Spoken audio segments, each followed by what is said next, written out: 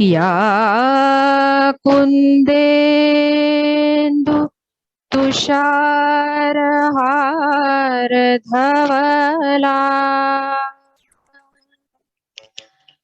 या शुभ्र वस्त्रावृता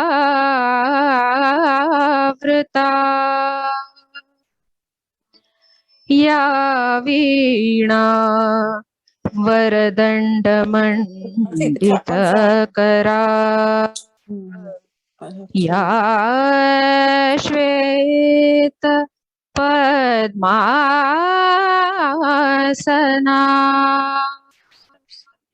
या ब्रह्माच्युत शंकर प्रभृतिभिः देवै सदा Vandita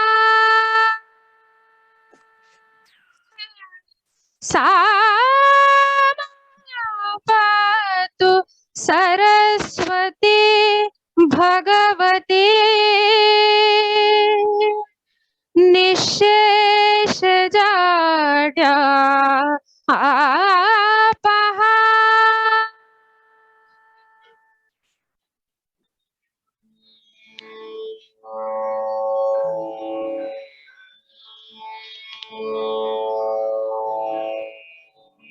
Good evening, everybody. It's such a lovely evening to see all of you here. And starting off with Surashri's Shloka is, I think, the best way to start this evening. This is Triveni Haikai India's first book launch. And we are very proud and happy to have Shloka here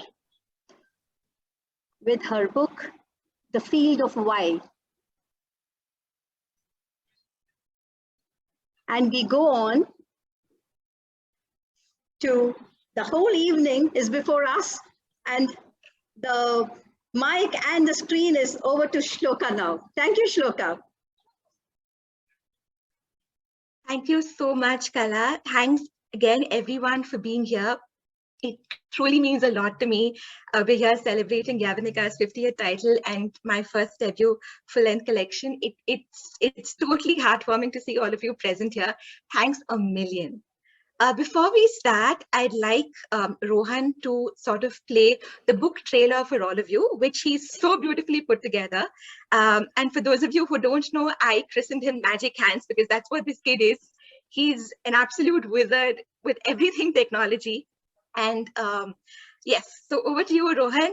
Please show us the beautiful trailer you put together. Thanks, Shloka, for the kind words. I'll share my screen now.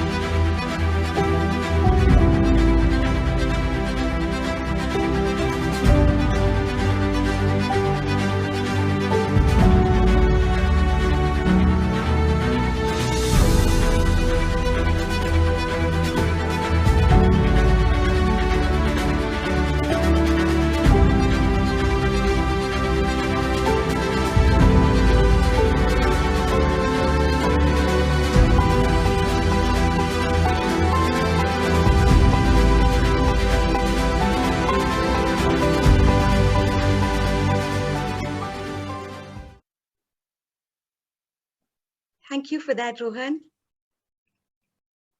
You just made it super magical for me. So thank you, thank you, thank you. Thanks, Shloka.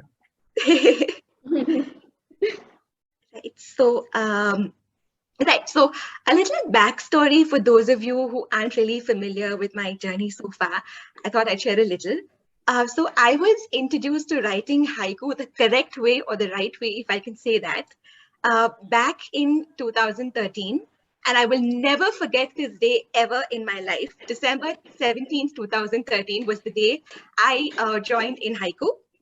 Before it was called Triveni, like 8 years ago. So almost 8 years ago. So yes, I started my journey with in haiku, and I feel like I've come full circle, just like the cover of the Field of Why, where as an in haiku baby today, I get to do my launch with Triveni, and with those who've literally sort of seen me grow, including Kala, Arvinder, Akhila, Shobhana, all of you, Ashish, I've literally, Vandana, we've literally been like, you've seen me grow from strength to strength. And when it comes to the Facebook groups, especially, Michael's virtual haiku was, oh my gosh, I used to post every freaking day, and I used to wait for feedback. And, it used to be this almost childish delight that, oh gosh, Mike liked my poem, it must be good. you know so this kind of childlike validation that I was seeking, and okay, am I even doing the right, am I writing the right way? So, and it was only when I joined in haiku that I realized that, okay, haiku aren't untitled, first and foremost, and it's not a syllable counting exercise, right? It's so much more than that. And since then, I have written about, I don't really know the exact count, but I would say somewhere between 400 to 500 haiku and senryu since 2013. But this collection majorly contains work that was written between the years 2015 and 2021. Right, so I just thought I'd share a little backstory. And as all of you know, I started Yavanika in the year 2018 as the imprint of Sonic Boom, which was founded in 2014.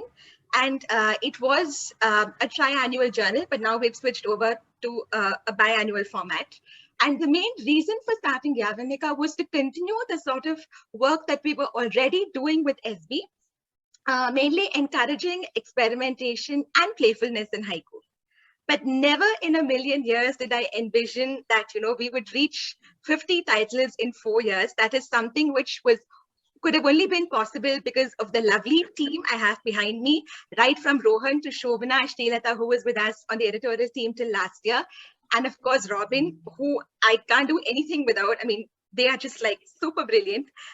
And of course, Jeff, who joined us as the proofreader 2 years ago. So it's just been amazing. And of course, our esteemed authors, including Mani, who's present here, Kashiana, who is here, right? So a lot of people we've published are with us today. And it just gives me so much joy to actually see us reach this milestone only because of your love and support. So thank you, thank you, thank you. Right? And a little bit about putting my book in the whole behind the scenes part of it. So like I've mentioned in the acknowledgements page of the book, I started putting my book together somewhere around 2019. And there wasn't really any one particular theme which sort of stood out to me, which was very apparent. So what I did was I usually make these categories, and for any of you who know me for any length of time, I tend to fixate on things to the point of madness, like, Mike very, thoroughly pointed out in his review, madness for perfection. I am someone like that, unfortunately, but I have learned the hard way that there is no such thing as perfection, like Allah always says. So, it's I've burnt my fingers a bit, but then, it's just, I'm learning, right? So then there was a lot of shifting and moving and deleting poems. And I had these absurd categories of average, good, shortlist for book, definites for book. I went crazy. Okay. So imagine, culling out and kind of picking out and like really cherry picking all those, because my final collection is at 51 poems. And I started off with about 350 or so, right? So I kept deleting. And this happened for about 5 or 6 months. And that's when Robin and Shobhana saw a very different version of the book, right? And it was a lot of back and forth that way. And then I had to shelve it because 2020, of course, the pandemic raged on. But that was I think that was a defining year for Yavanika, because that year we published 11 manuscripts, 11 chapbooks, and we received over 100 manuscripts, and I was exhausted by the end of it. I literally did not have the mental bandwidth or the physical energy to sort of even think about my collection at the time. And of course, it was also the year where I had the wonderful opportunity to work with Kala and Shobhana on the Haikai calendar. And there was just too much going on. I was also editing the Poetry Marathon anthology. So I said, you know what, it's just not the time. And I let my collection sort of simmer in the back burner of my mind.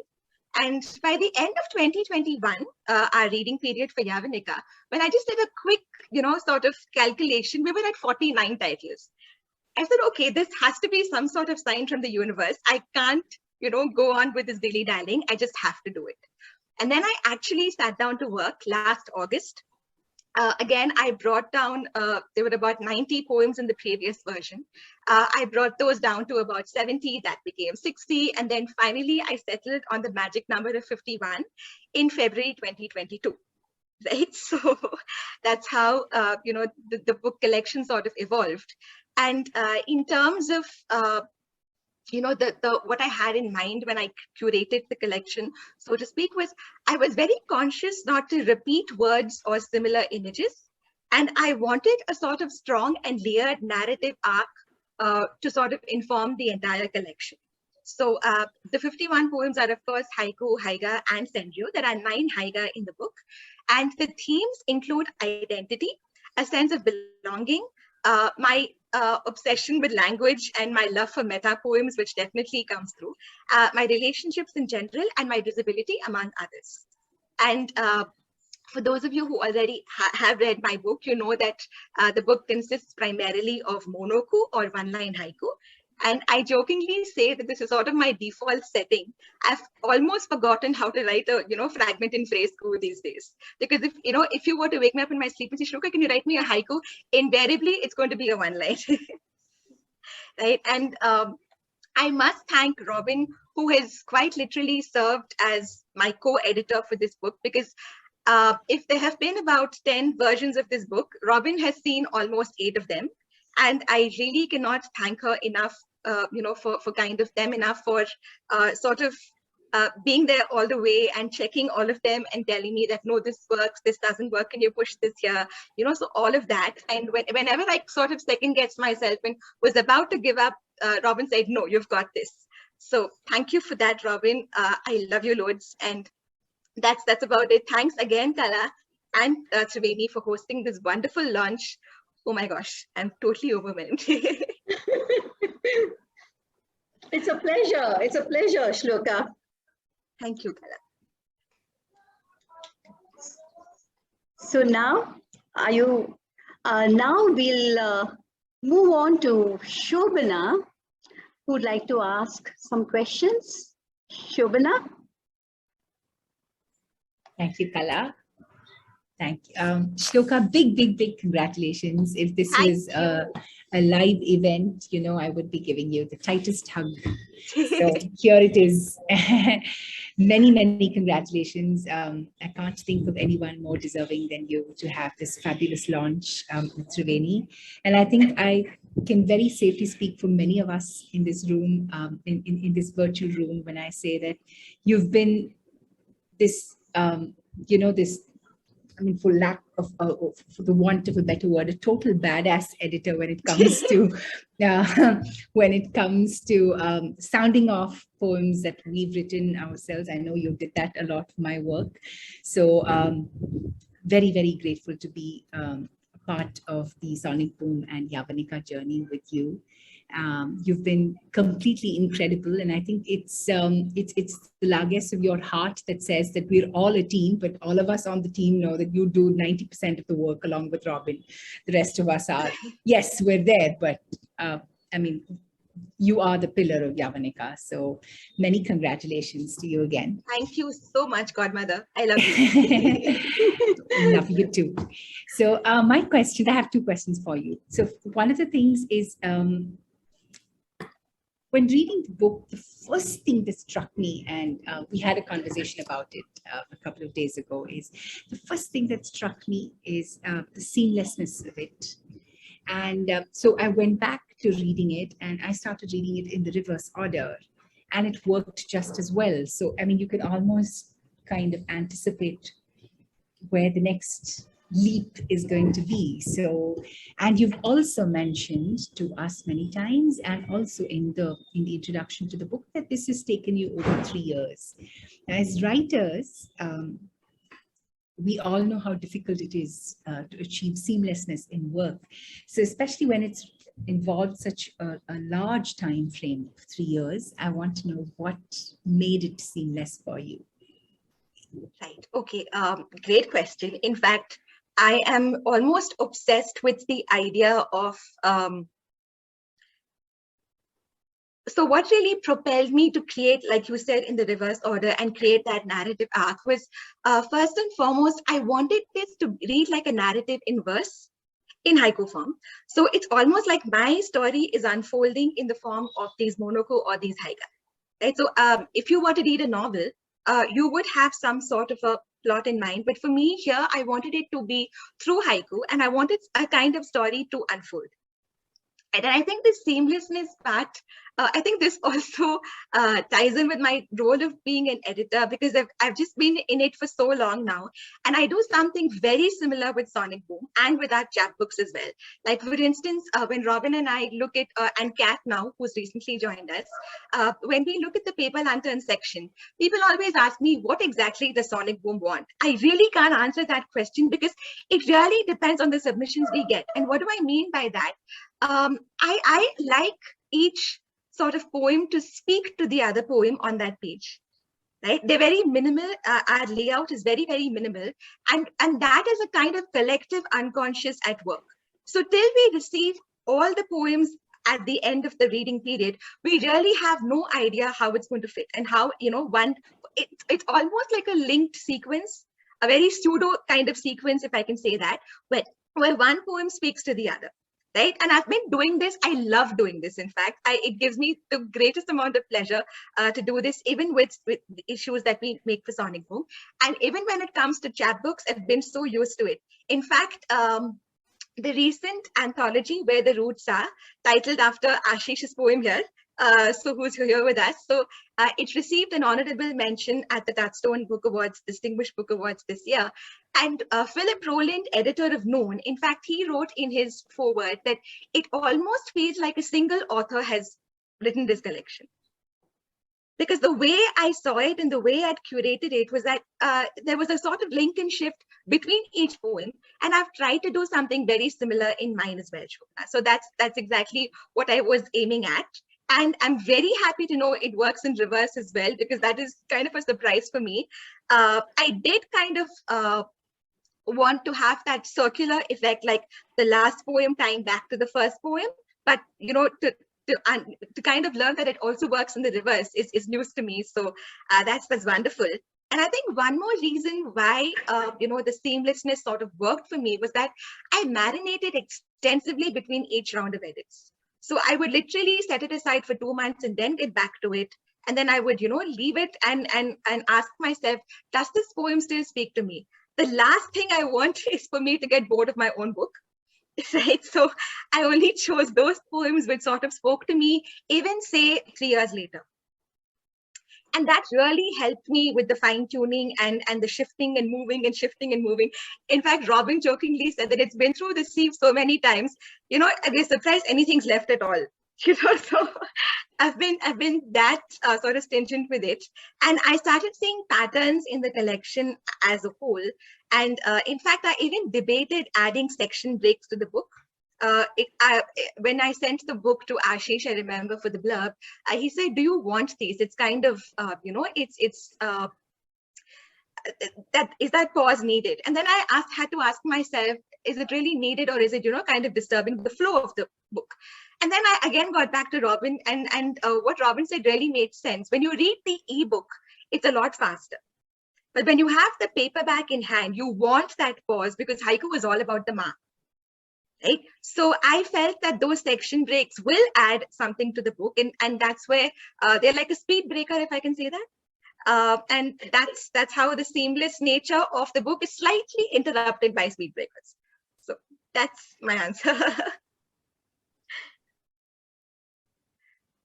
Thank you so much for that. That's a lot of insight for anyone who's working on their book. I think lots to take back from. The second one, I'm just going to say thank you also to Kala, and thank you to Triveni for having me here. Thank you very much. No. My second We're happy to have you here. We're thrilled. My second question to you is just going to cite this very, very favorite of mine from the book. I have plenty, but this one just kind of, stood out for me in so many ways. Examining the nails of vowels, so quiet, so old. Examining the nails of vowels, so quiet, so old. I mean, this is beyond brilliant. Kudos to that. Yes, page 38. Thank you, Chidambar, for pointing that out. So one of the things that that intrigued me when reading your book is how you've played with time and time as a motive, particularly. I mean, there's just so many interpretations to time as a motive. So if you could just tell us a little bit about that. Okay. I have noticed this in my work. I use the word wait a lot. Sometimes, whether it's a gem bone or whether it's a, there are a couple of my poems where I've used the word wait, and I caught myself doing that. So I have these like go-to words sometimes, and we all have that. So I have to catch myself every now and then.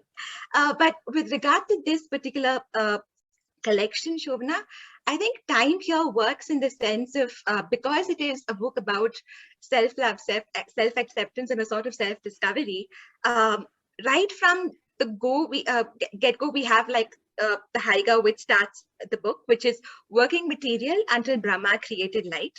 And I feel that all of us are a work in progress. And we're still getting there. And we're still fumbling and, groping in the dark and sort of forging our own path in a sense. And there is always this wait for something better, something different, new beginnings, especially for me personally, because of my health, that becomes like a huge, like a kind of metaphor. But otherwise, in general, all of us are waiting for something better, something different, and, these new beginnings, so to speak.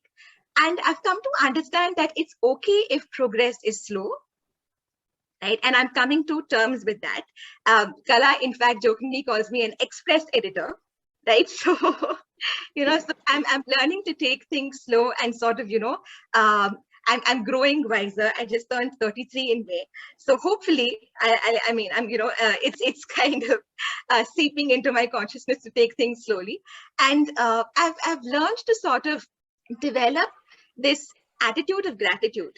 Like every small thing that happens, good, bad, ugly, just be thankful, because that's the first step towards acceptance, right? And for me, time also, I read this very beautiful, I don't remember the exact quotation, but I loved this phrase, which I read in a newsletter by James Clear. He's the author of the New York best-selling book, Atomic Habits, right? So he talks about active patience.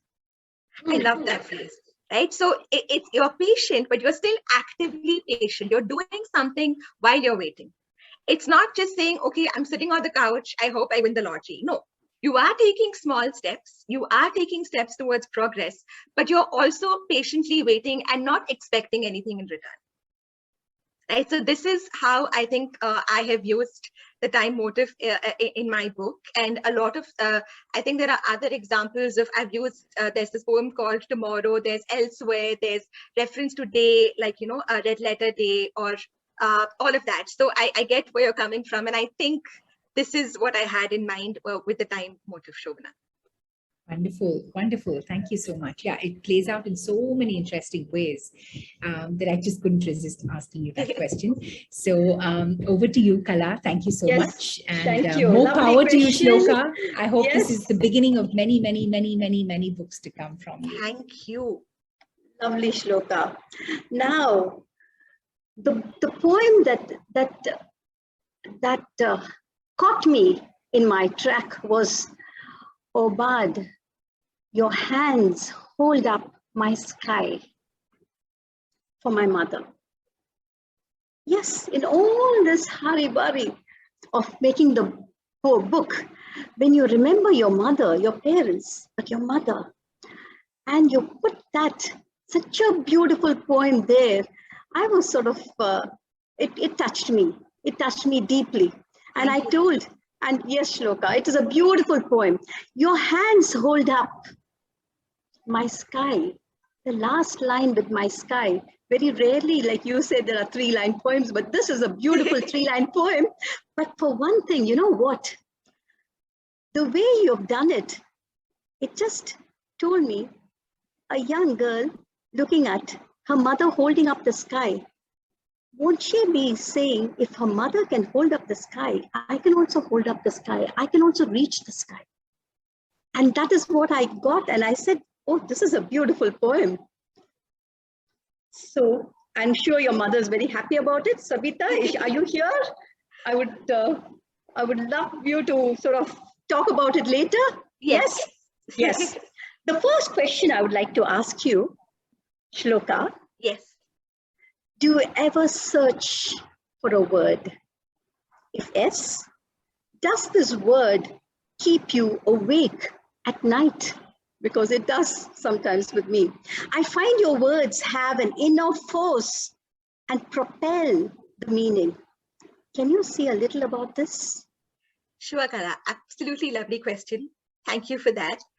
So the way I've worked is I have this very quirky process that I've been using for several years now. But I've been blessed in the sense that poems usually arrive whole for me. Because they are monoku, it's faster. It's quicker. I don't have to wait on the fragment and phrase part of it because they're monoku, they arrive. In fact, Kala, I don't know if you remember, but when you came to visit me in Bangalore, Yes. you visited your for your friend's son's wedding. Yes, you went to Lal Bagh and quickly came in the evening. It was Independence Day, in fact, August 15th. So I'm very good with dates, by the way. I'm just showing off. So, when you came, I remember I showed you this one-line haiku of mine, which was something to do with a blue butterfly poem flutters in my nib or something of that sort, something. And the way you taught me how the cuts take place in a monoku, how do you add them? Why is it that blue butterfly works? Because of the alliteration, right? So I still remember that superb discussion we had. And I remember too. Yes, sometimes it's just like your subconscious mind does all the work for you and it just comes fully formed. Right. But at other times, I have these, I have a file or a notepad on my tab where I have these half words, half phrases, or just individual words. I put them and they either become my fragment or they become part of a mono. Beautiful. I do that. And sometimes they come to me soon, sometimes they take a little time, but they never kept me awake in the sense that sometimes, luckily for me, more poems come to me in my waking hours than when I'm asleep. So, but I have lost a couple of good haiku to sleep, unfortunately. But when I kind of know that, okay, this almost works or this doesn't, I do attend workshopping groups. There's one that Robin, of course, there was in haiku and virtual haiku, which played a massive part in who I am today. I can't even begin to thank you for that. I'm less active on Triveni, sorry about that, but my formative years, all credit goes to virtual haiku and in haiku. And lately, I think I've been kind of intuitively working on my poems. They just like come fully formed. And I think part of that is because being an editor, it has sharpened that skill for me in some sense. Right. So for example, Kala, in this book, if I had to pick, I have this fetish for literary terms. So if you've probably noticed, I've used the words grand narrative, in media res, sutradhara, aside, refrain. Sutradhara is a beautiful poem. Yes, yes. So I've also kind of used the phrase anxiety of influence, which was coined by Harold Bloom. So because being a literature student, I try to take these random phrases and see how I can, incorporate them into a haiku. And my love for the abstract also comes across through this. To give you a more recent example, Kala, there was this one poem which I was reading, a free verse poem. I subscribe to a variety of these, a poem in your day inbox, which comes to your inbox, right? So there I read this, I don't remember which poem or poet now, but I saw the word rewilding. And I absolutely loved it. I said, okay, I have to use this somewhere. I kept it aside. And then Whiptail had a special issue of birds. And that piece just came together of its own accord. So that poem is Rewilding My Amygdala, a palm warbler's chirps. Rewilding my amygdala, a palm warbler's chirps. So this was that. And there was another word which, these are not in the book, but just to give you an idea of how, there were some random words in my notepad. I wanted to use the word superscript. It was just sitting there. And then I thought of superscript of stars. And then I had a superscript of stars. And I liked the alliteration there and the sibilance there. I said, okay, a superscript of stars, what? So I sat with it for some time. And then it turned into a monoku again, no surprise. A superscript of stars displacing my name. A superscript of stars displacing my name. And in fact, I was contemplating on maybe, I have this a go-to trick of mine where I add the gerund at the head of the poem. So I was thinking of maybe making it displacing my name, a superscript of stars. That didn't sound right. I wanted, to start with a superscript of stars. So I played with that. And most recently, I wanted to use the word frequency bias. I wanted to use that somewhere. So, just to give you an idea, this is how my process works. So I do have like a list of individual words or half phrases or, an image even. But how do I translate that into a haiku? So, yes. Yes. No, I would say all of us have it. Right. And especially when I listen to some music, I get phrases and I get words and I get, I think it's the way we are tuned to something and that we catch. And I think it's beautiful. I have my second question. Yes, I love season words. I love them because they form a backdrop. They form half of the story for a person who doesn't know the season I'm staying in, the city I'm living in. They associate that season word with the place they live in. And so they are already entering into my poem. And this is the only poem in the world, I think, which is playing on season words so much. So I place a lot of stress on season words. And then when I read your book, I went back again. Because first I had finished the book, and then I said, does she have any season word? I went back again. Okay. And I found, yes, Mango Blossom was there. And then like later you pointed out, Spring Rain, both are very good poems. Okay. But very few in 51 poems, of course, it's obvious that you don't place much stress on season words. Can you tell me why? Can you elaborate on that? Absolutely, Kala. So first and foremost, I consider myself more a senryu poet than a haiku poet. Senryu comes very naturally to me. I love talking about the human condition and our general foibles, and it's almost second nature, right? I'm more comfortable writing a senryu than a haiku. And like you very rightly said, I remember even in the workshop we co-hosted, you told the participants that it should not be cosmetic. Right? An ego should not be, it should do something to the poem and it should have an essential role. And if I feel that at some point this is just, there in the background, I prefer not to use it. So unless my ego are really pulling their weight in words, I don't really believe in using them because it's just there for the sake of it being there. Right. So that's one thing which I always believe. And also when I'm writing monoku, usually it's not like I've never written a monoku with ego, but they are rare. They're slightly rare in my case. And because I have this obsession with, the abstract nature of words, the way that's my kind of style and my forte. So it becomes a little difficult for me to incorporate ego in them. But also, this is not to say that I haven't written any spring rain, other spring rain poems, or I love spring and summer Kala, and there are a lot of summer poems, but I didn't deliberately include them in this collection because they didn't fit. Yes. So, because this was thematically, they weren't really, it's not a season based, sort of book where I'm talking about the seasons and how they pan out, but this was more a personal journey which I was trying to write. So that's why I didn't. But like you actually pointed out, moving from darkness to light, I thought there was no better way to do it than adding 2 spring poems towards the end. Which is why after the Winter Stars poem, we have we have Spring Rain, and then I have the Mango Blossom poem, and then it ends with the White Butterflies. So the ego come in succession towards the end of the book. Yes. Right? So that was not conscious until you asked me. I just realized, oh yeah, they come in succession towards the end, right? Yeah. And I feel that in my next book, I will include all the darlings I had to kill.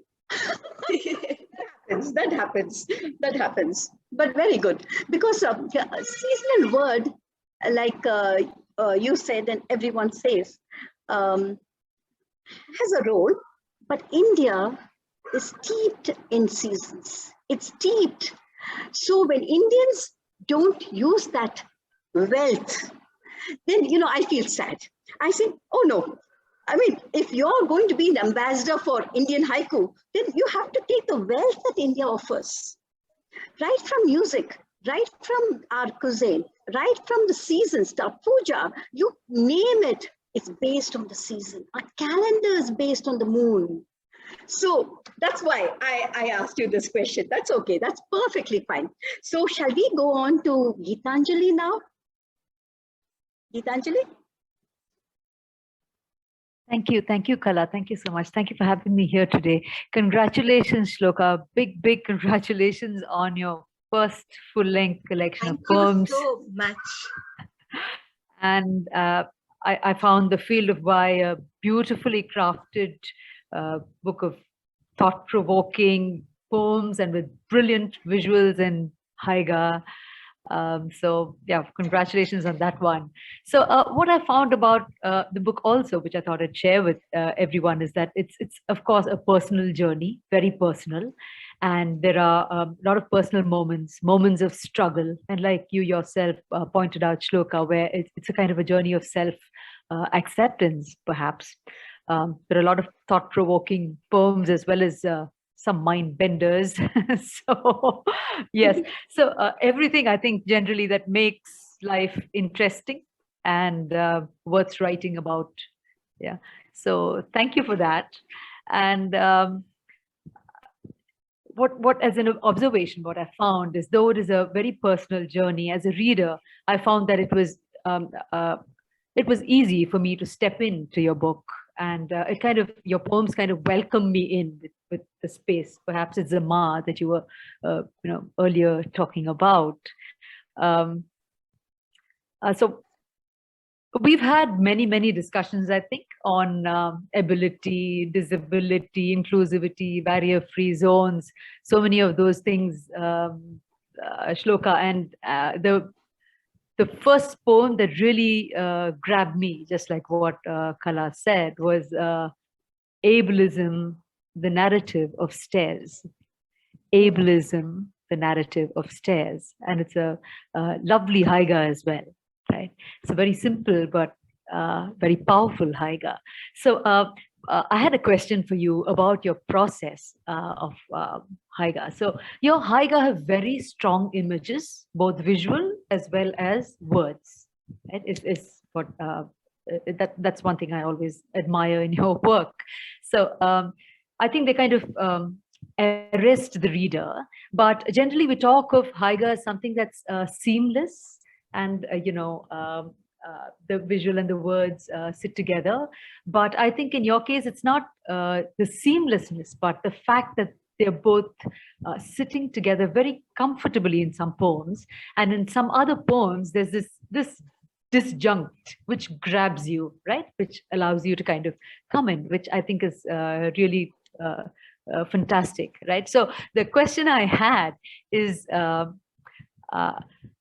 little bit about your process. Does the visual come to you first? Do the words come to you first? Is it an organic process? What exactly is it? So because I think there are a lot of aspiring haiga artists here as well. So I think what you have to say will really help everyone a lot. It'll help me, especially, I think. Thank you, Geethanjali. You're just being too humble, seriously.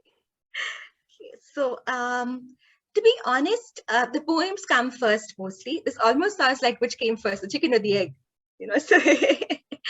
So, the poems come first to me, and I kind of play matchmaker with already existing artwork. I sort of pair them together, and but of course, I only do this if I feel like the poem needs another dimension, or if it'll heighten the piece a bit more, right? So although we talk about standalone, where the poem should kind of stand alone and the image should stand alone, and the two when come together should kind of form, something like married without a hitch, right? So they come together so beautifully, and that makes it, like you said, seamless. But sometimes, like you said, there's that disjunction between the image and the poem. So in such cases, for example, there was this one monoku which was just not sitting right, which we saw in the trailer. The days I pluck a mute destiny, it just didn't feel complete without an image. But the minute I added it to that abstract piece, it took on a life of its own. I was like, oh my gosh, okay, this needs to work as a haiga. But although we say standalone, this kind of went so well with the picture, and like you said, it was a match made in heaven, So I felt that was it belonged there, and but this was not always the case, because I started haiga with collaborations. I came into abstract art it was just like a hobby and something very random that happened in 2018. But before that, I collaborated largely with photographers. And in fact, the poem which Kala spoke about, the Orbad poem, was inspired by Phil Openshaw, who's our resident artist at Yavanika, his monochrome photograph of trees reaching for the sky.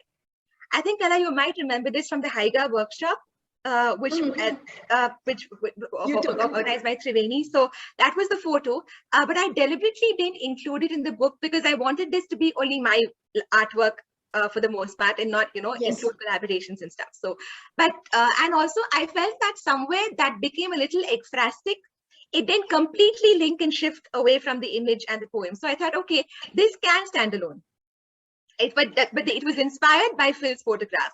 And once I started dabbling in abstract art, I started pairing it with monoku. And in fact, all the 9 haiga in my book are abstract. There is no concrete image at all. There is no tree. There is nothing concrete. So they're all abstract. And like Geethanjali said, I'm glad that the reader, has that dreaming room to kind of enter the poem and make their own connections. So, yes. Thank you, Shloka. So the one I was talking about is that. I'm not able to show it too well, but yeah, it's clear. Yeah, so it's a simple, very simple image. I think, like, is that abstract, simple image, but it kind of really added a punch to that ableism, the narrative of stairs, and that really got me. So I'll go on to my next question, which is more. I think it's a result of our some of our discussions as based on literature. Thank you for all those poems that you forward to me, and those discussions that we have as well. So yeah, this is about the poem, The White Butterflies, before and after the wasteland, white butterflies. Before and after the wasteland, white butterflies. So to me, one of the themes in your, in your book is, I think, hope, right? There is hope, right? So that's what I got from your book. So my question is actually based on whether it's, I know your poem says wasteland and not the wasteland, but yet I can't help but ask this question. Is there an allusion there somewhere to T.S. Eliot's The Wasteland? Because it's a very, what you've written is it's a monoku, which just says before and after the wasteland, white butterflies, and it's beautiful on its own. But when I read wasteland, it just said wasteland. But what I got, and please allow me to quote, was the part where I think it's What the Thunder Said in The Wasteland by T.S. Eliot, where he says, after the torchlight red on sweaty faces, after the frosty silence in the gardens, after the agony in stony places. And then finally he goes on to say, we who were living are now dying. with a little patience. So, I don't know how you do it, but with just one word, I think you bring in a lot of allusions in many of your poems. But you did talk about your process, and now it's a lot clearer to me. But do you really? Did you think of T.S. Eliot, or was it just me as a reader who kind of went on that trip? Okay. So to be honest, I only realized it alluded to the poem after I wrote it. And I'll tell you what inspired this piece. While I did study The Wasteland in college, this extremely perplexing and seminal work by Eliot, this poem was in fact inspired by a very simple yet haunting scene. So we have a vacant plot right behind our house. And I was pacing one day in the balcony, and I just sort of happened to look at that at the empty plot, and you won't believe it, there was an entire kaleidoscope of white butterflies, maybe about 50 or 60 of them. It was beautiful. I was like, oh my goodness, what's happening? And that was breathtaking. It was absolutely awe-inspiring, and almost instantly this poem came to me. I said, okay, this is exactly what a haiku moment is supposed to be, and this is the I've sort of got it, and it still remains one of my favorites, and in fact, it forms the concluding poem of the book, of the collection as well. And why I sort of placed it there was, like I was telling Shobhana also, it circles back to the beginning and forms a loop. So you have before and after the wasteland white butterflies, and then working material until Brahma created light. So it forms that and forms like a loop, which is why I think she said it also works in reverse. So that was something which I and then I realized, okay, this is also, alludes to Eliot. So, but incidentally, Geethanjali, earlier this year, I did in fact write a poem based on Eliot's Proof Rock. So it's a haiga. If it's okay, can I share it for just a minute? Okay. Yes, please. Yes, please. So this is a visual. Oh, I'm supposed to share my screen. One sec. Here it is. So this is, can you see it? Yes. Okay. So daring to disturb the universe, a butterfly's wings. So do I dare is what Proof Rock asks in the poem. So daring to disturb the universe, a butterfly's wings, the butterfly effect. So I've sort of tied the two together, and this piece was formed. So, beautiful. Nice one. Very nice one. Thank you. Okay. How do I stop? Yes, stop. So thank you, Shloka. I think with much of what the world is going through now, you've ended the book on a beautiful note, right? Before and after the wasteland, white butterflies. So there's hope for us yet. Yeah. So thank you so much. Thank you so much for having me here today, and wishing you many, many, many more. Yeah. Thank you. Thank you. Lovely. Thank you, Shloka. Lovely. I think now we go on to Ashish. Yes, my twin. Yes. First of all, congratulations, Shloka. Thank you. For the book. And before, as I said in I was talking to you earlier, I have a million questions, but I'll confine myself to two. But before I do that, before I go to the questions, I just wanted to go back a little bit in time and, how we first got introduced to each other. So this was 2017, I think. It was a year after I'd been to a workshop with Kala. I'd started haiku, and it was the first time that I'd submitted to Sonic Boom. And I submitted, and within 5 minutes of my submitting, I got a rejection. So, I was very disappointed, but more than that, I was really amused because I had never got a rejection in that time. I've got many, but not so fast. I wrote back saying, oh, wow, that was quick. And then that was the start of a very, very warm and very good relationship. And I think, I owe a lot to you, Shloka. You've been a friend, but also a supporter and a mentor. I've learned a lot, through Sonic Boom, through Humankind. These have been learning experiences for me. So thanks a lot for that. Thank you, Ashish. But we love your poems now. We dare not send you a rejection now. So it's all in the past. Same thing happened with me, Ashish. Same thing. Almost same thing. But after 2 days. I have got the rejection. I got it in 5 minutes, which was yeah. But anyway, I think one of the things you say that you've published a lot in virtual haiku and in other places, but by the time I came onto the scene, I think you had stopped writing. So, it was a very unequal relationship because I was submitting to you and you could read my poems, but I had read very few of yours. And, it was very difficult to get a sense of your writing from the few that, I managed to get my hands on. So I think for the last year, I've also been pushing you a little bit on when are you planning to get your book done. And I'm very, very glad that you got around to it. And I have to say, what a debut it's been.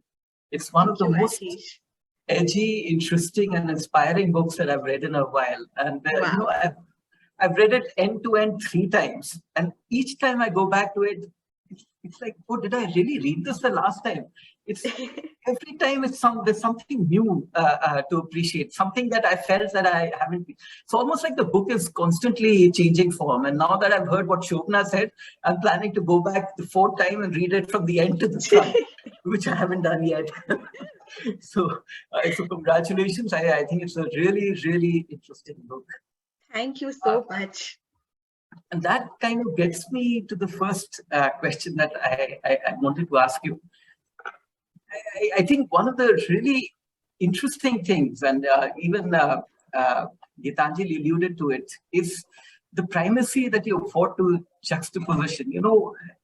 2 things that you would not really think come together, and you bring them together in such an interesting way. I mean, this is probably what Blyth talked about when he said that haiku or Japanese poetry or haiku should bring about a shock of mild surprise, or perhaps maybe I'm reading too much into it, but what Richard Gilbert calls creative disjunction.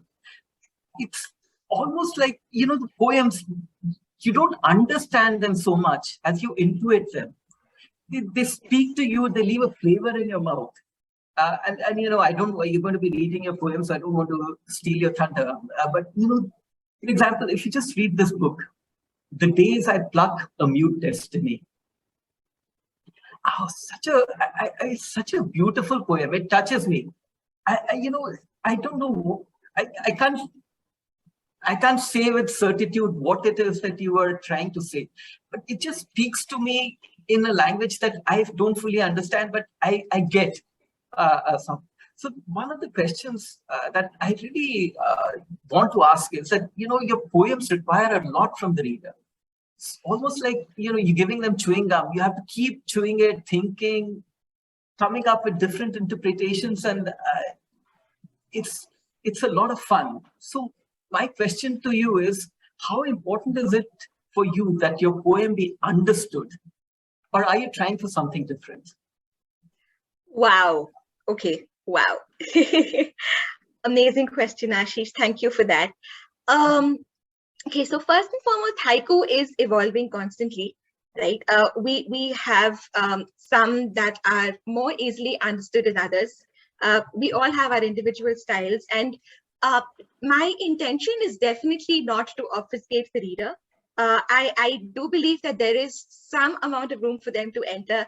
Like Geethanjali said, there is, even if it was personal, she did sort of feel that, it did move her in certain ways, and she was able to sort of empathize with that and put herself, and connect with the poems in a certain manner. And like I was saying earlier, some are lucid and others do require a little digging deep and waiting for the poem to speak to us, right? So, and we always talk about the reader-writer relationship in a haiku or the half circle. But some, I would put it this way, some circles, maybe they defy closure.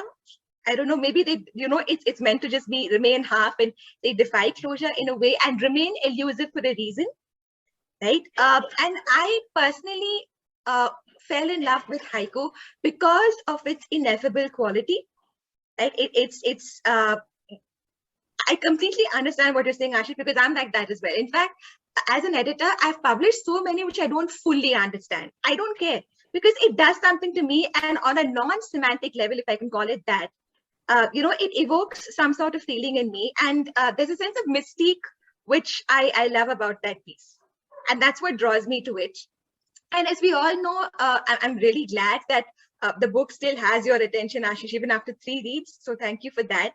A good haiku does sort of reveal its nuances layer by layer. Right? So you dig at it a little, and then you let it be, and then you go back to it, say a week later, and then it's something like with every poem, every piece of art, in fact, right?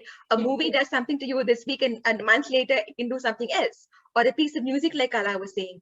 So everything, it's also a state of mind, like that's kind of reflected in what you're reading. So where you are at that moment, that day, will kind of explain how you're interpreting the piece. And I would like to say this: what you see is never quite what you get when it comes to haiku. You have to dig deeper and sort of get to the crux of it. But understanding has never really sort of prevented me from engaging with the poem. There are some that I'm totally confused about, like Richard Gilbert's that one particular one, Of the Sea, and that poem. I still don't know what it means. I honestly don't know what it means, but I still like it. Even if I can, make out like what 5% of what it means, I'm happy. There are some which are really obscure.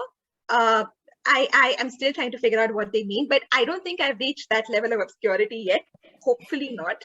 So, yes. Thank you. And sometimes I have to say that things that I don't fully understand are much more interesting than things that I can get at a first read. So and that's probably why I've been reading your book 3 times over now. But then that also, and this brings me to my second question, which is also something that Geethanjali has mentioned and something that you've also now spoken to, which is that it's a very, very personal journey. I mean, we've known each other for 5 years, but ours have been a virtual relationship. And, after reading this book, I thought I understood you, or I knew a little bit more about you. Now, I might be completely wrong in that, but it just led me into, a more personal space. And it's really amazing because, I can see that these poems are quite personal in some ways, but at the same time, there's so much space for me to enter. I mean, I can think about it in a, in my own perspective. I can see what you were trying to say, and I can see what it means to me. So, the second question is just where do you think the I should come in when you're writing haiku? And I mean, just to contrast, we've had a strong Zen influence, which says, okay, haiku should be all about the observation. The observer should be irrelevant. But, as any scientist knows, that's completely not possible. Right. The system cannot, the observer is not different from the observed. The two are interlinked. They're part of the same system. So perhaps the second question that I wanted to ask you is that in your thinking, how much I should there be in a poem, and where do you think you come out on this? Okay, right. So I think that it requires a certain amount of skill to make a poem transcend the personal and become universal. Right. So when does the personal, it's still relevant to the other person and not completely esoteric in that sense. It requires a certain amount of skill to make that appeal, is what I'm trying to say. And I think about a dozen or so poems in my collection sort of hint at the personal pronouns directly. But even if they do, I'm happy that Geethanjali mentioned it and you mentioned it, that they're not completely sealed off only to my experience. Right? They are creating that sort of dreaming room for the reader to enter and put themselves in that context and sort of see what the poem reveals to them, or on what level can they engage with that particular piece, right? And for me personally, I find it a lot more difficult to write a brief, highly imagistic poem with the phrase and the fragment. Those are rare. Trust me, those are absolutely rare in my case. But I feel that it's so much harder in fact, even when Mike's haiga are so beautiful, it's completely nature oriented. It's so nature based, and I'm like, wow, Mike. I mean, you live in the most picturesque place on the planet, and it's so beautiful. And your haiga are absolutely stunning.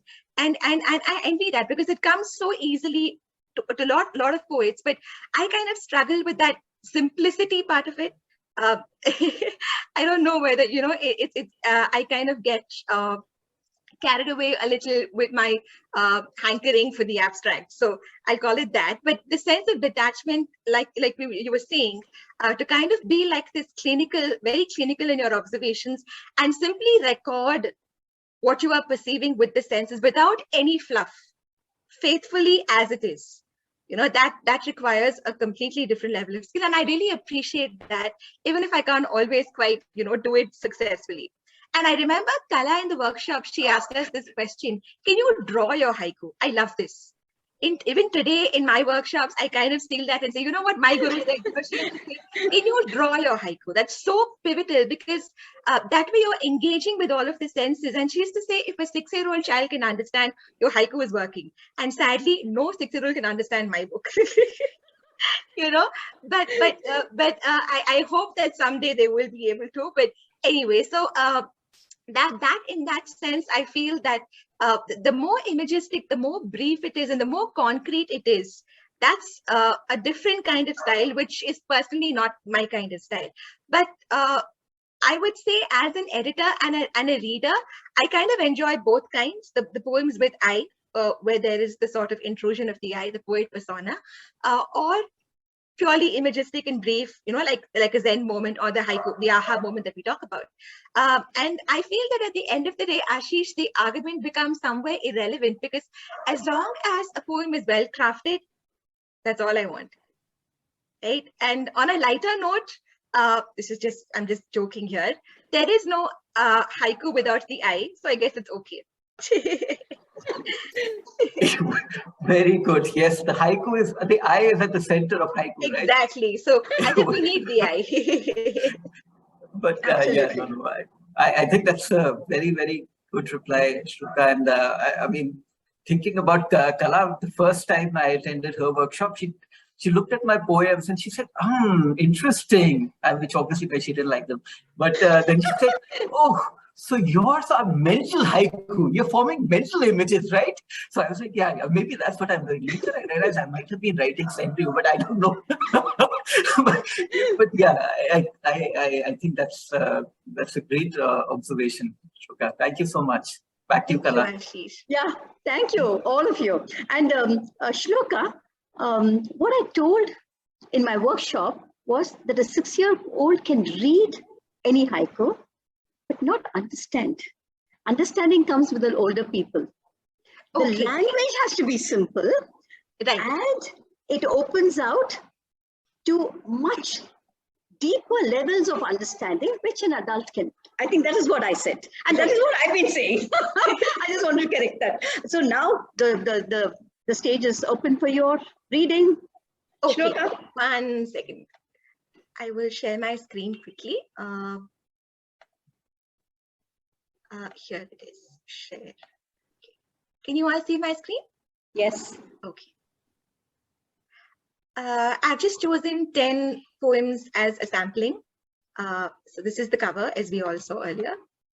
And this is the section break, which I mentioned earlier. Working material until Brahma created light. Working material until Brahma created light. In media res, the dreamscape of our lives. In media res, the dreamscape of our lives. Balancing darkness, a poem with birds in it. Balancing darkness, a poem with birds in it.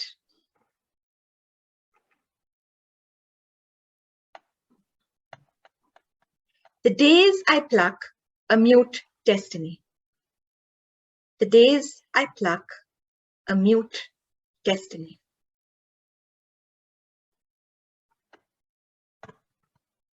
Where losing becomes loss, silver wind. Where losing becomes loss, silver wind.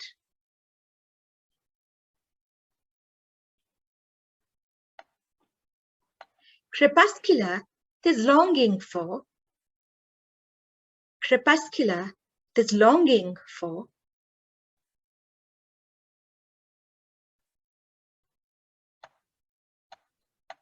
Sutradhara, the things I can't control. Sutradhara, the things I can't control.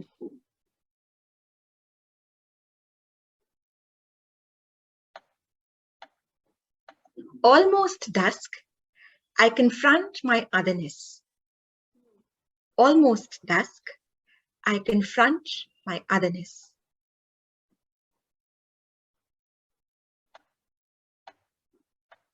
Erecting landmarks in the field of why. Erecting landmarks in the field of why. Mango blossom, what if every day was a red letter day? Mango blossom, what if every day was a red letter day?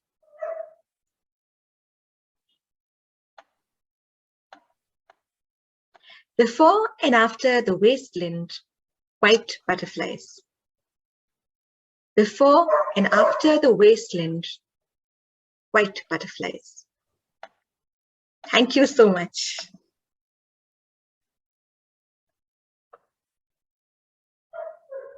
Lovely, lovely. It was really nice. Thank you, Kamrun. Thanks, Lovely. everyone. Lovely. Now, I have a surprise message. Let me read it first, and then I'll disclose who the author is. It is just delightful that Shloka, one of the most talented and accomplished haiku poets of the younger generation, has arrived at this significant milestone in her career, the publication of her first full-length book. We all know the contributions she has made as an editor and organizer, and this publication will give the world an opportunity to view her considerable achievements as a poet as well, gathered in one place for our ease and delectation. Okay. And while it is likely there will be more to follow, there is nothing quite like the first one. So congratulations to Shloka for her achievement, and to all of us for our good fortune in sharing the moment and the fruits of her labor. Jim Casian. I thought it was a very sweet message she has written. Very encouraging. Thank you so much, Kala. Lovely. So we now open the floor to anyone who wants to ask Shloka some more questions, or to read or quote her beautiful poems, or what you understood or what you enjoyed most about the poems from that book. Whatever you want to ask, she's there for you. Over. Hi, Shloka. Hi, Mani. How are you? I'm well. How are you? Thank you so much. Oh, congratulations. I just want to ask you, do you hang out with the gods and goddesses every night and eat yogurt rice with them? No, I don't, Mani. And then I want to Ashish, what he said about the rejection, I want to add something. I got published in Sonic Boom, and then in the anthology, and then got my chapbook through Yavanika Press. And after that, I thought it was smooth sailing, and I submitted a poem which got rejected in 5 minutes. Oh my gosh. I'm Thank you, coming Shloka. across as the worst editor possible. No, you're lovely. And I'm glad you're getting wiser. You said you're getting wiser. No, Yes, hopefully. Shloka, don't get wiser. We want you just the way you are. Beautiful. Wisdom is overrated. We love you, too. Yeah, We love you. Shloka. I love you guys so much. Thank you for being here. I'm twice your age, but you are an inspiration to me. Thank you so much, Mani. Yeah. Bless you. Yeah. Thank you. Hi, Shloka. This is Ganesh. Oh my gosh, Ganesh sir is here. Thanks for this wonderful collection. Thank you, sir. All the very best for all your amazing creative endeavors in the future. Thank you, sir. So Ganesh sir taught me at MCC for 5 years, and oh my gosh, all the literary references, he's the culprit. Thank you very much for the book, and God bless you abundantly. Thank you, sir. Thank you so much. Bye. Bye, sir. Bye.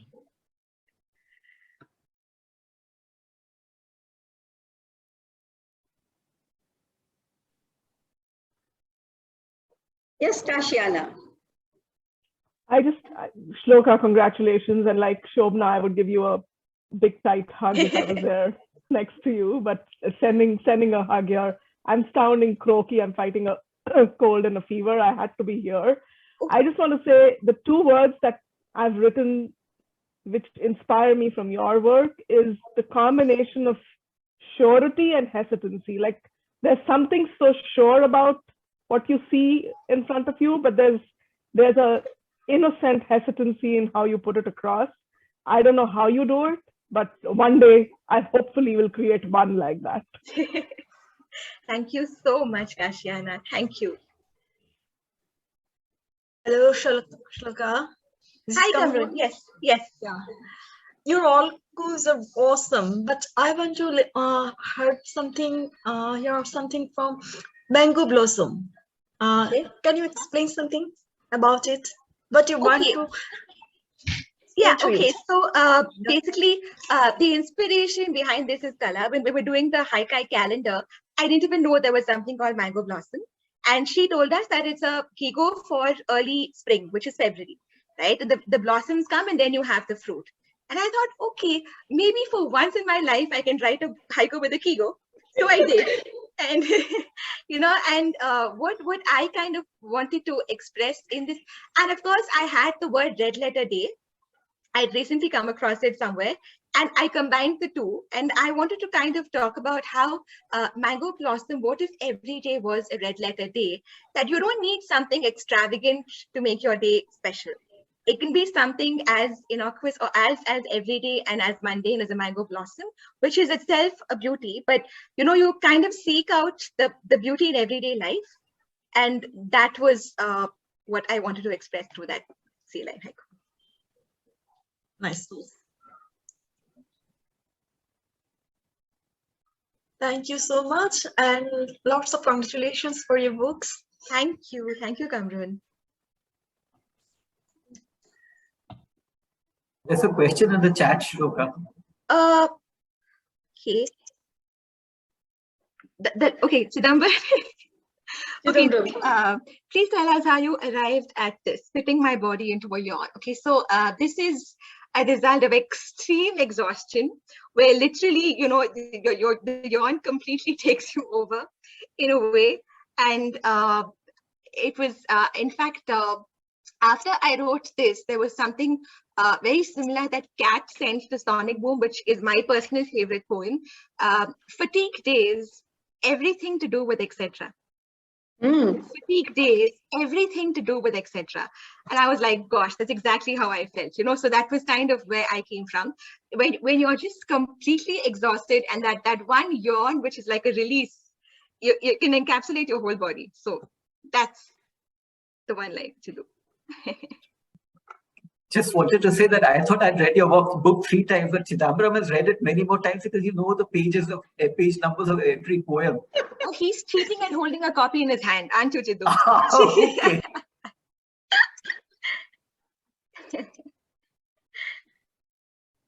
Yes. Yeah, Lakshmi. Yeah, hello, Shloka. I just wanted to know why you chose this title, The Field of Why. Okay, so I just want to great know about the question. title, why the why in it. About the Okay, why. great question. The haiku which sort of brought about the title was erecting landmarks in the field of why. And usually there is an accompanying Friedrich Nietzsche quote which serves as the epigraph to the book. I will just quickly read that to give you a little context. Hold on 1 second. It is, he who has a why to live for can bear almost any how. Right? I'll read that again. He who has a why to live for can bear almost any how. Okay, so, but quite interestingly, I read this quote 2 years after I wrote this piece. And when Robert Epstein was editing the anthology called Signature Haiku, I sent this because I thought this was one of my signature haiku in the sense that I could relate to it. Or it kind of spelled out Shloka for me. This is one poem which I will say that, you know, it's very me, you know, so kind of embody and kind of encapsulates exactly what my writing is all about. So when I sent it, he said, would you like to give like a small brief about the poem? And then that's where I looked for this quote. I came across this quote. And there are two kinds of why you can ask. The bad kind of why, where it's the self-pitying, like why me, why this, why is it happening? But there's also the why that you're doing something. There's the why that kind of goads you and eggs you on to do better in life. Right? You remember why you started something. For instance, I like to quote Shobhana. She runs this NGO called Small Differences. And every time things go awry, she will always ask herself, why did I start it in the first place? So that kind of, it's in front of you always, right? So for me, this kind of has both those whys. The field of why can be both the negative and the positive. And like Mike said beautifully in his review, thank you so much for the review, Mike. I absolutely loved it. These are kind of landmarks which I have erected. They are just pockets of time. Right? So the good, the bad, they're all there, and some more than others, some more memorable than others, some whys not so pleasant, right? But we all have those whys. So that's where the yeah. Lovely. Thank you. Thank you.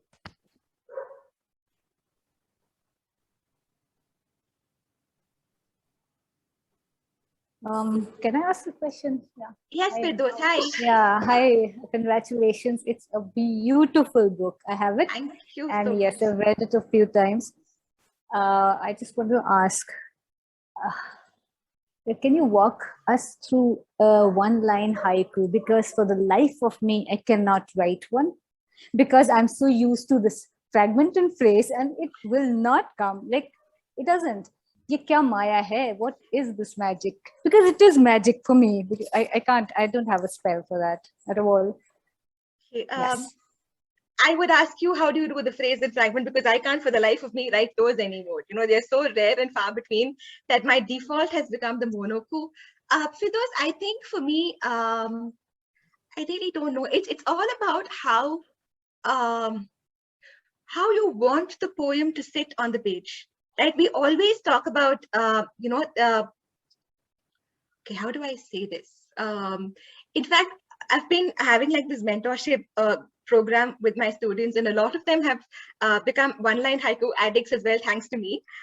This is like one positive influence I've had on them, especially Chidambar and Raghav. They've become so, you know, at ease with the monoku form. I feel that when you find something is not sitting right in a 3-line, where you can possibly say cut down a few words and see how it reads as a one-line, you have to play around with it a bit. Right? It's not, there's a sort of flow to it.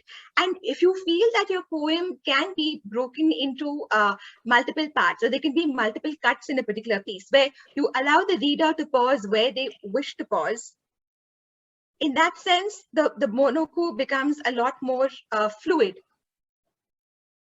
Right? And you have you don't have that strict sort of phrase and fragment thing going on. It just takes a little experimenting also, I would say. It's not, excuse me, my nose pin is falling off, might as well remove it.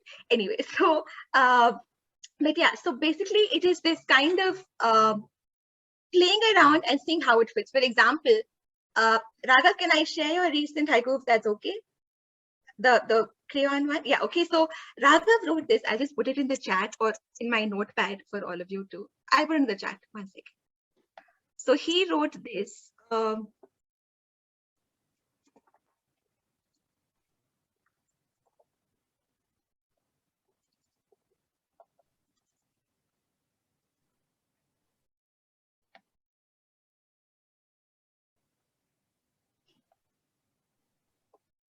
Always the tallest white crayon. This is what Raghav recently wrote. And I suggested making it a vertical monoku. So what I mean by that is always the tallest. It would be like always L1, the tallest L3, and then white.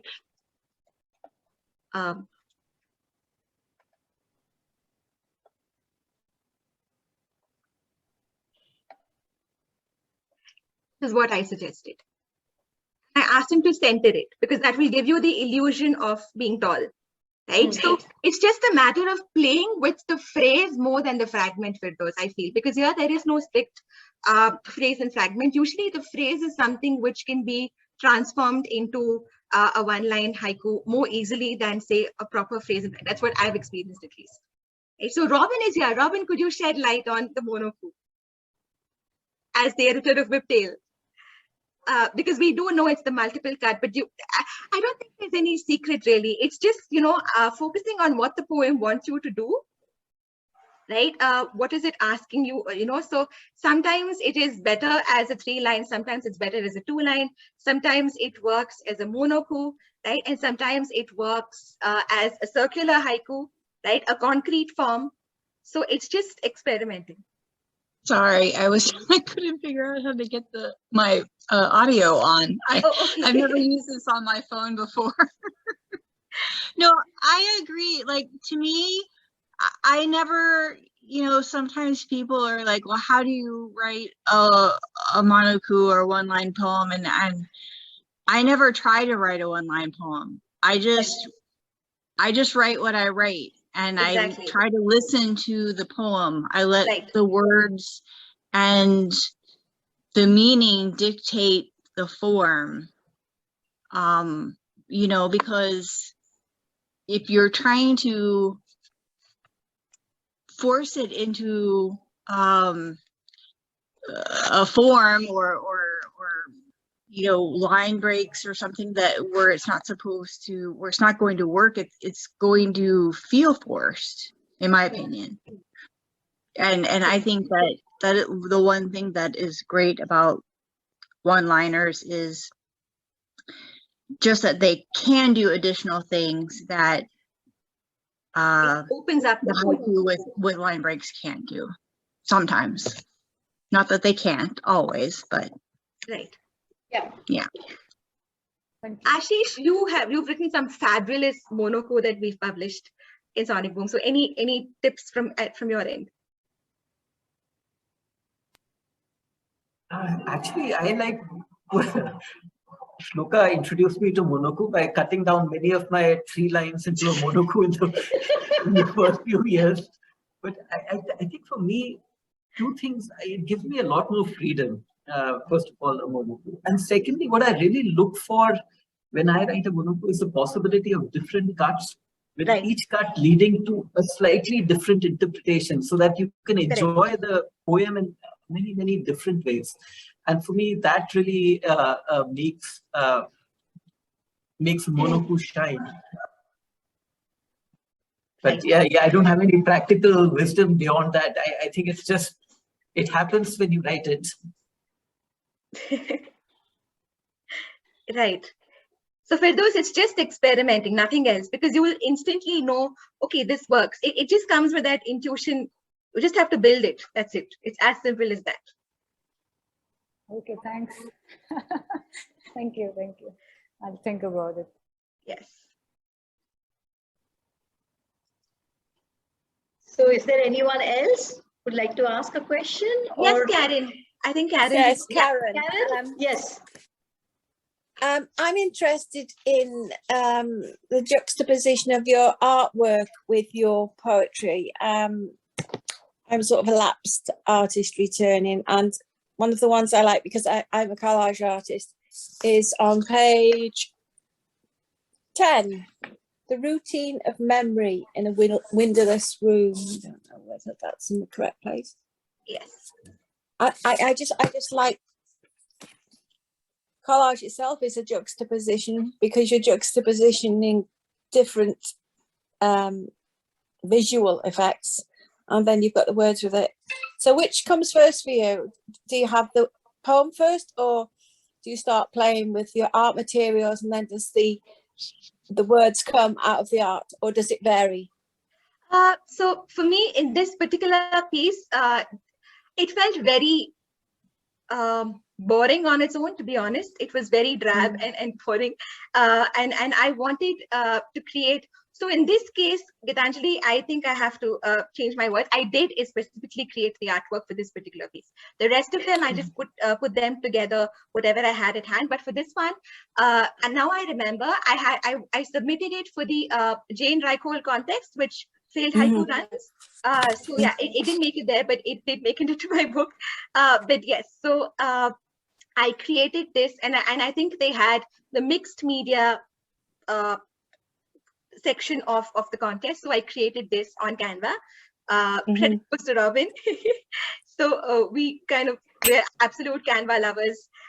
So this particular piece kind of came out through that, Karen, and I wanted to like the idea of a windowless room. I don't know why I used the chessboard motif, but I did create like this one collage piece, the circles at the bottom, which were repetitive, to show like the kind of routine of memory. So, but it's in different shades. So it's black and white, but still the color. So yeah, that's this was one piece that I deliberately created. Thank you. Thank you. And congratulations for this Thank lovely you so much, launch. And it's wonderful that you've got so many people here to support you. Absolutely. I am truly overwhelmed, and I wish I could give all of you like a big, massive hug. So I'll have to take 2 photos because there are a lot of people. Okay, fine. Just tell us when you're done. Yeah. Everyone just keep smiling. I'll keep on taking the photos. I think you should. Yeah. Okay. You can talk, you can smile, whatever. You can talk, smile, whatever he says.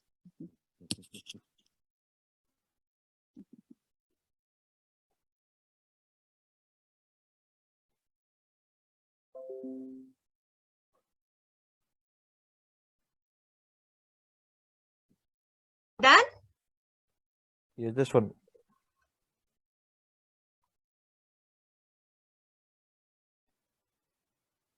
Yep, done. Thank you. Awesome. Thank you, Shloka. Thank you, and thank you, Rohan. Thank you, Rohan. Thank you, Robin. Thanks, wishes, everyone. Shloka. I thank you so much for the Shloka, Sureshri.